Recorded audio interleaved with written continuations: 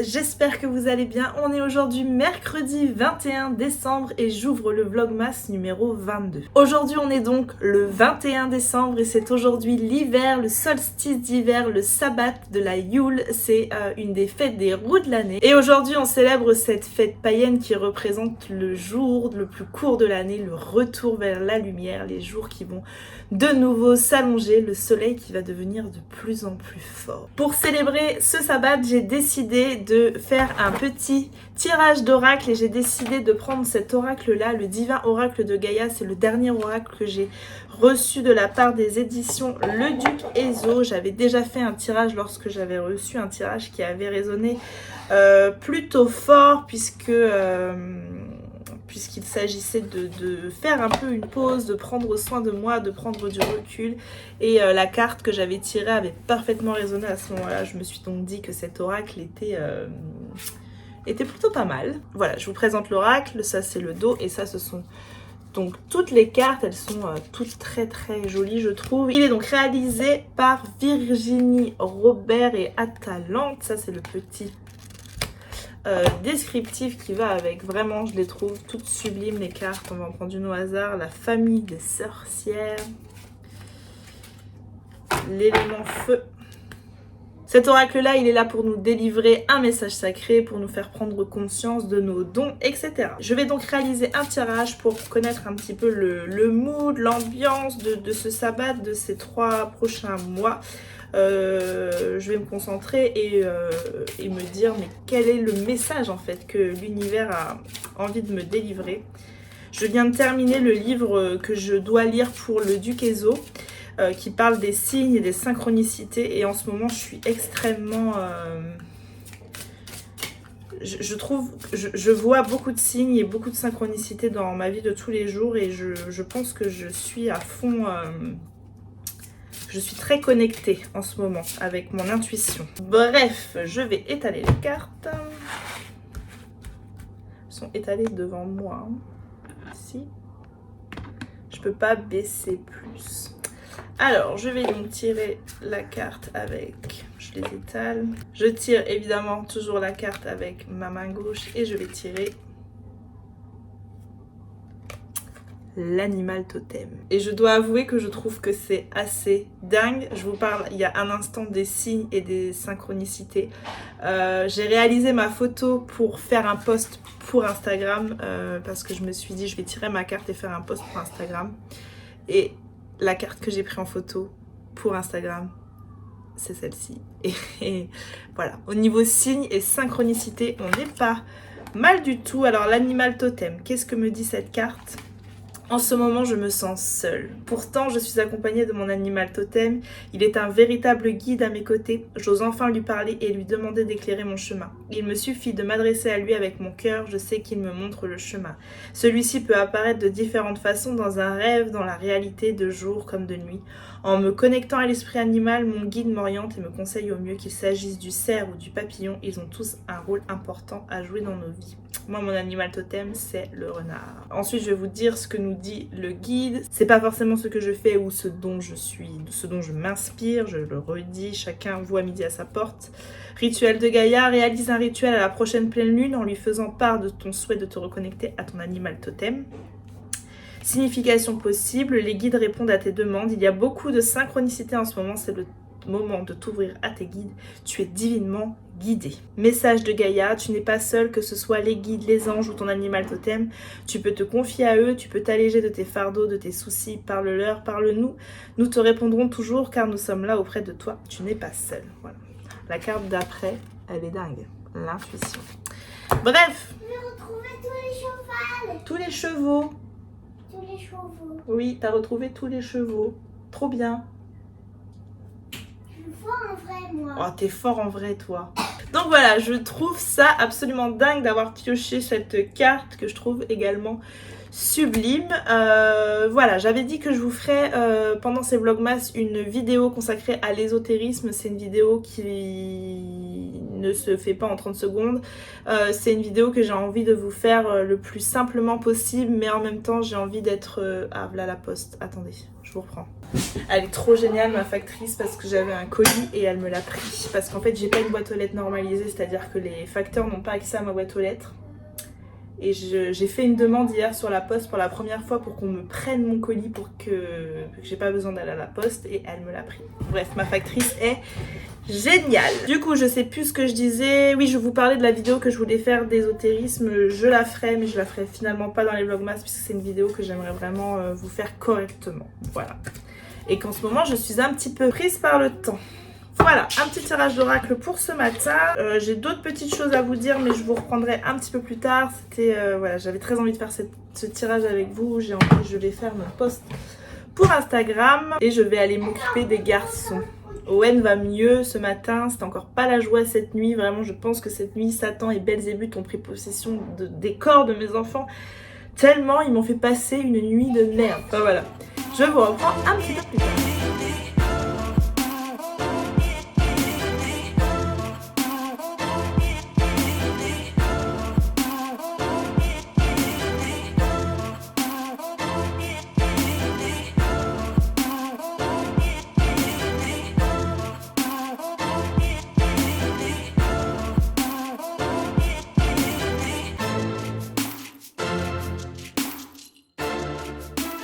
Je vous reprends, on est en fin de journée, il est 17h15, j'étais un peu à la bourre pour uploader mon vlogmas du jour et finalement il est bien sorti à 17h donc je suis plutôt fière de moi.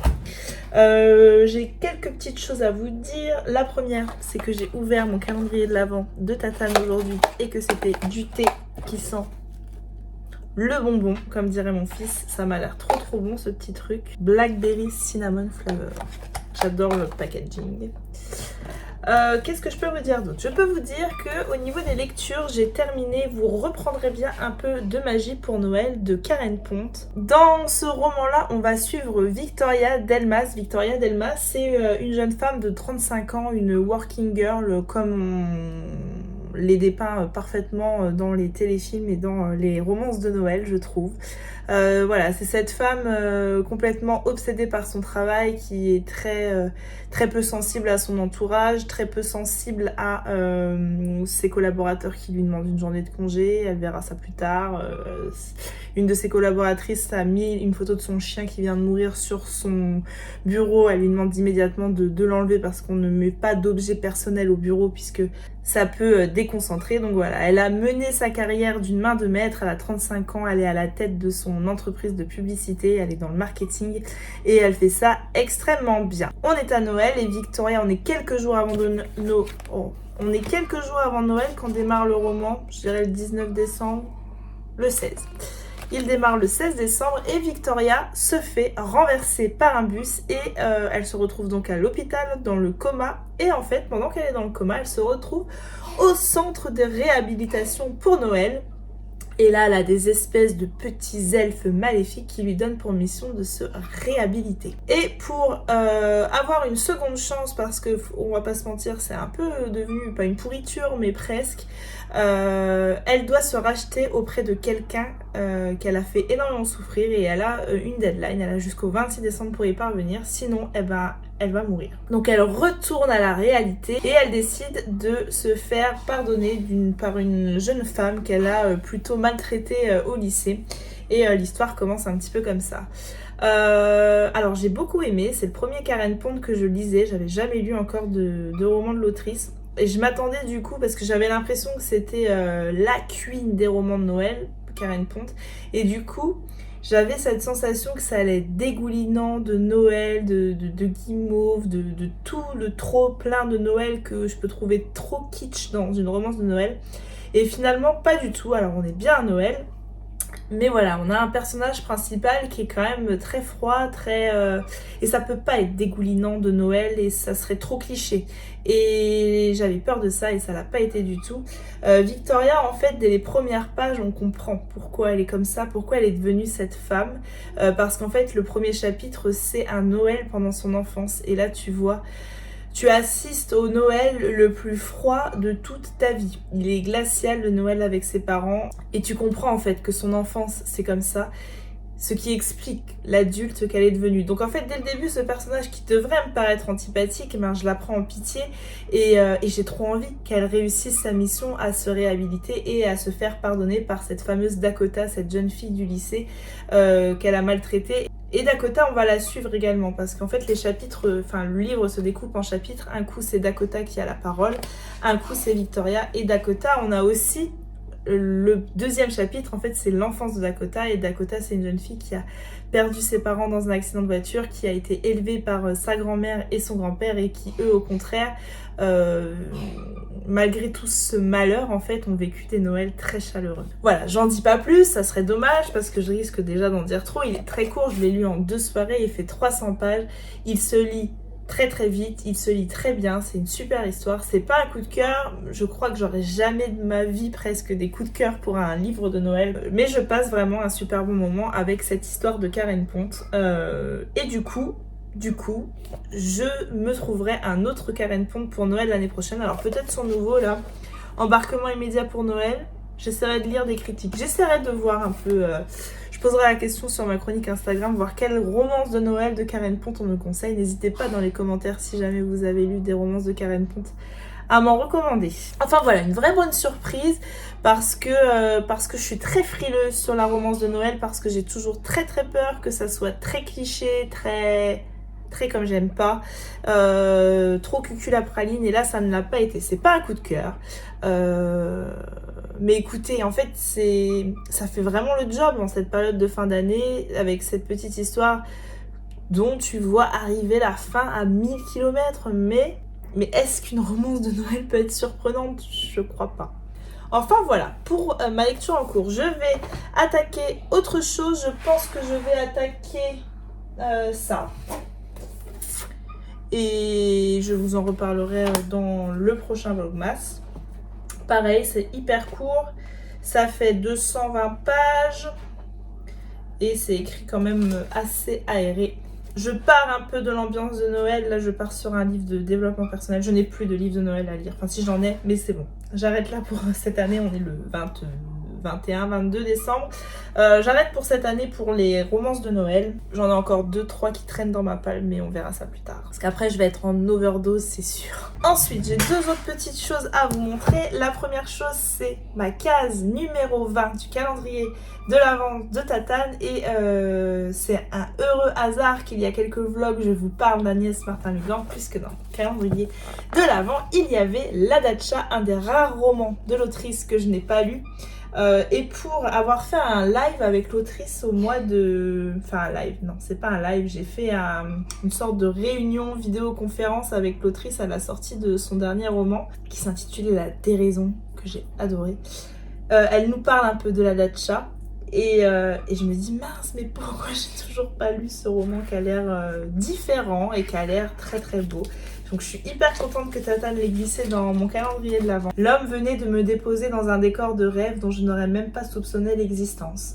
L'hôtel en lui-même était imposant, majestueux. Les pierres, les grands volets, les immenses platanes tout autour de la cour, la fontaine couverte de mousse qui lui conférait un aspect féerique. Je ne tiendrais pas 2 jours, je n'étais pas à ma place. Devais-je fuir immédiatement, retrouver ma vie d'errance dont je connaissais les codes, où je savais comment survivre, ou bien rester et tenter ma chance dans ce monde inconnu, étranger, mais qui exerçait sur moi une attraction aussi soudaine qu'incontrôlable? Et si le pouvoir d'un lieu était d'écrire votre histoire? Assez mystérieuse cette 4e de couverture, j'ai trop hâte de le lire.